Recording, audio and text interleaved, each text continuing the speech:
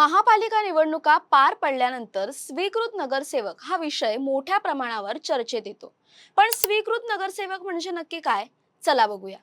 ज्याप्रमाणे देशाच्या संसदेत राज्यसभा आणि राज्याच्या विधिमंडळात विधान परिषद असते, अगदी त्याच धर्तीवर महापालिकेत या सदस्यांची नियुक्ती केली जाते.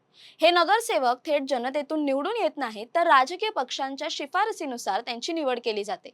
2017 मध्ये राज्य सरकारने केलेल्या नियमातील सुधारणेमुळे या नगरसेवकांच्या संख्येत वाढ झाली असून मुंबई सारख्या मोठ्या महापालिकेत ही संख्या आता 10 वर पोहोचली आहे. यांची निवड कशी होते?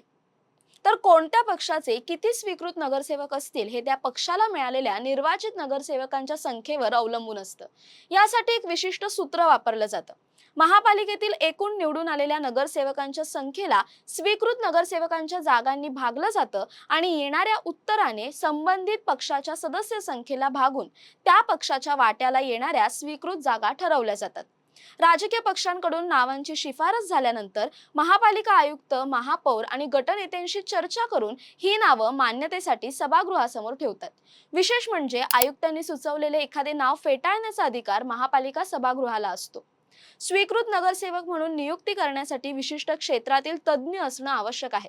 यामध्ये प्रामुख्याने डॉक्टर, शिक्षण तज्ज्ञ, निवृत्त प्राध्यापक, वकील, इंजिनियर किंवा महापालिकेतील निवृत्त आयुक्त व उपायुक्त यांचा समावेश होतो. या पदासाठी संबंधित क्षेत्रात किमान 5 वर्षांचा अनुभव असणं बंधनकारक आहे. याशिवाय सामाजिक कार्यात सक्रिय असलेल्या व्यक्तींचाही विचार केला जातो. प्रशासकीय कामात आणि धोरण ठरवताना या अनुभवी लोकांच्या ज्ञानाचा महापालिकेला फायदा व्हावा, हा यामागचा मुख्य उद्देश असतो.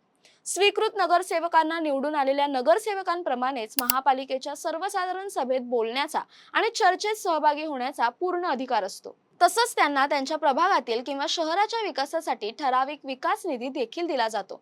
मात्र त्यांना काही महत्त्वाच्या मर्यादा असतात. स्वीकृत नगरसेवकांना महापौर किंवा उपमहापौर निवडणुकीत मतदान करण्याचा अधिकार नसतो. त्यांचा कार्यकाळ साधारण 5 वर्षांचा असतो, परंतु संबंधित राजकीय पक्षाने मध्येच राजीनामा मागितल्यास त्यांना पद सोडावं लागतं. सध्याच्या काळात तज्ज्ञांपेक्षा राजकीय कार्यकर्त्यांच्या पुनर्वसनासाठी या पदाचा वापर अधिक होताना दिसतो.